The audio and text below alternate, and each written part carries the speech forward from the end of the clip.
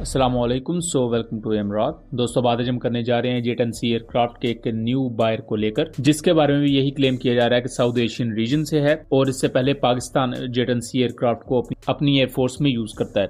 बांग्लादेश के बारे में कहा जा रहा है कि बांग्लादेश जेट-एंड-सी एयरक्राफ्ट को खरीदने जा रहा है। इसकी डायनामिक्स क्या है, और हम ये भी बात करेंगे कि बांग्लादेश किस वर्जन को खरीदेगा। यानी कि जेट-एंड-सी एयरक्राफ्ट का भी एक तो प्योरली चाइनीज वर्जन है, दूसरा एक इसका कस्टमाइज्ड वेरिएंट है जैसा कि पाकिस्तान को दिया गया था, और इसमें पाकिस्तान ने अपनी मर्जी से missile approach warning system, radar warning receivers और इवन एंटीनास भी चेंज आपको नजर आएंगे। तो क्या बांग्लादेश ये पाकिस्तानी वर्जन वाला जेट-एंड-सी एयरक्राफ्ट खरीदेगा? इसकी क्या डायनामिक्स होंगी, इनको लेकर डिटेल से बात करते हैं। दोस्तों, मार्च 2022 में पाकिस्तान ने इंडक्ट किया था फर्स्ट बैच जेट-एंड-सी एयरक्राफ्ट का, और पाकिस्तान का जेट-एंड-सी एयरक्राफ्ट को खरीदने का प्लान बुनियादी तौर पर एक हाई एंड लो का मिक्स क्रिएट करना था। इससे पहले भी पाकिस्तान F-16 और JF-17 की सूरत में हाई एंड लो का मिक्स यूज करता है, और इवन अब फर्दर भी जेट-एंड-सी और JF-17 ब्लॉक 3 की सूरत में हमारे पास हाई एंड लो का मिक्सचर मौजूद है।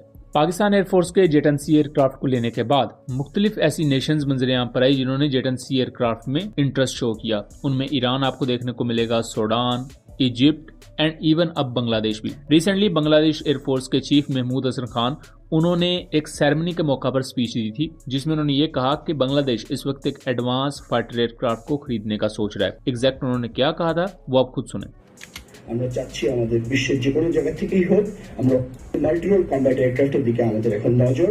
আমরা চাচ্ছি আমাদের বিশ্বের যে কোনো জায়গা থেকেই হোক। इस पर हमने इससे पहले भी एक डिटेल्ड वीडियो बनाई थी जिसमें हमने ये पॉसिबिलिटीज पर बात की थी कि ये जो एयरक्राफ्ट की बात हो रही है ये या तो JF-17 ब्लॉक 3 हो सकता है या ये चाइनीज जेट-एंड-सी एयरक्राफ्ट हो सकता है। इस वक्त बहुत से बांग्लादेशी सोर्सेज ये क्लेम कर रहे हैं कि चाइना से बांग्लादेश जेट-एंड-सी एयरक्राफ्ट खरीदेगा। इसके साथ साथ तुर्की से अटैक हेलीकॉप्टर्स की भी बात हो रही है, लेकिन बहरहाल हम जेट-एंड-सी एयरक्राफ्ट को अगर डिस्कस करें तो 16 जेट-एंड-सी एयरक्राफ्ट खरीदने की बात चल रही है। इसी वक्त बांग्लादेश एयरफोर्स इस्तेमाल करती है MiG-29 एयरक्राफ्ट को और F-7BG एयरक्राफ्ट को। MiG-29 फोर्थ जनरेशन के एयरक्राफ्ट हैं, ट्विन इंजन है और अच्छी कैपेबिलिटीज के साथ आते हैं। बट ये जो MiG-29 बांग्लादेश के पास है ये कोई अपग्रेडेड नहीं है, जैसे कि इंडिया के पास अपग्रेडेड MiG-29 UPGs हैं, MiG-29K हैं। बांग्लादेश के पास ऐसी कोई प्रॉपर अपग्रेड नहीं है, जिसकी वजह से रेडार बहुत ज्यादा एडवांस नहीं है। इवन दो रेडार के साथ साथ जो proper air to air weaponry है वो भी बांग्लादेश के पास नहीं है। यानी कि बेसिक हद तक है लेकिन proper active radar guided missiles वो आई बिलीव नहीं है बांग्लादेश के पास। इसी के साथ साथ अगर हम F-7 की बात कर लें तो F-7 एक थर्ड जनरेशन के एयरक्राफ्ट हैं जो कि पॉइंट डिफेंस का काम कर सकते हैं। बहुत ज्यादा रेंज इनकी बिल्कुल भी नहीं है, जिसकी वजह से ये proper air to air combat लड़ने में भी उतने ज्यादा कैपेबल नहीं है आज की मॉडर्न अगर कॉन्टेक्स्ट में देखा जाए। अगर पुराने वक्तों में देखा जाए तो F-7 या MiG-21 जैसे एयरक्राफ्ट इनफ थे।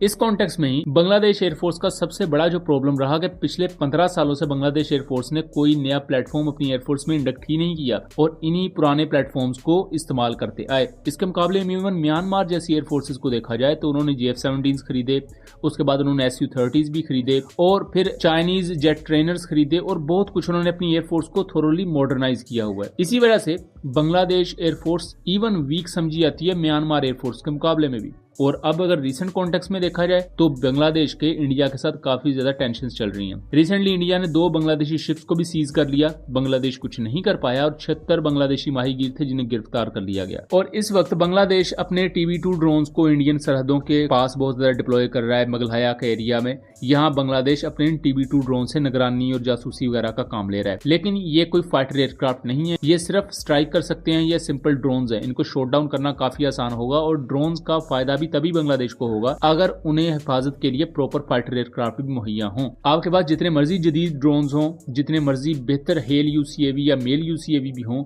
लेकिन अगर उनकी प्रोटेक्शन के लिए प्रॉपर फाइटर एयरक्राफ्ट मौजूद नहीं है तो उनका कोई फायदा नहीं होगा। इसी वजह से बांग्लादेशी साइड पर यह बात कही जा रही है कि बांग्लादेश जेट-एंड-सी एयरक्राफ्ट को खरीद सकता है। अगेन ये कोई कंफर्म चीज नहीं है, ये वो चीजें जो अभी स्पेकुलेशंस में है जिन पर अभी बात हो रही है। अब यहाँ एक अहम चीज ये है कि जेट-एंड-सी एयरक्राफ्ट के 2 बेसिक वर्जन है। एक तो वो वर्जन है जो चाइना खुद यूज करता है, दूसरा एक वो वर्जन है जो पाकिस्तान के पास है जेट-एंड-सी एयरक्राफ्ट का। अगर आप इस बेसिक डायग्राम को देखें तो यहाँ चाइनीज जेट-एंड-सी और पाकिस्तानी जेट-एंड-सीज में फर्क है। ये वो फर्क है जो हमें बाहर देखने को नजर आता है, लेकिन इंटरनली भी पाकिस्तानी जेट एंड सी मुख्तलिफ है थोड़े से। एक तो मिशन कंप्यूटर डिफरेंट है, उसके साथ साथ जो पाकिस्तान के पास जेट एंड सीज हैं उन पर पाकिस्तान अपने मुल्क में तैयार करदा वेपन्स को इंटीग्रेट कर सकता है। चाइनीज वेपन्स ऑलरेडी इंटीग्रेटेड आती हैं और इसके साथ साथ इवन पाकिस्तान टर्किश वेपन्स को भी इस पर इंटीग्रेट कर सकता है। सो पाकिस्तानी जेट एंड सीज ज्यादा ओपन एंडेड आप कह सकते हैं, लेकिन इसमें जाहिर बात चूंकि एक कस्टमाइज्ड वेरिएंट है तो यहाँ पाकिस्तान ने अपनी जरूरत के मुताबिक चीजें यहाँ लगवाई हुई हैं। दूसरी तरफ अगर बांग्लादेश को भी हम देखें तो बांग्लादेश भी इस वक्त टर्किश वेपन्स को यूज करता है। तो यहाँ इस वक्त बहुत से सोर्सेज ये क्लेम कर रहे हैं कि जो पाकिस्तान के पास जेट एंड सी एयरक्राफ्ट है, यानी कि जो पाकिस्तानी वर्जन है जेट एंड सी एयरक्राफ्ट का,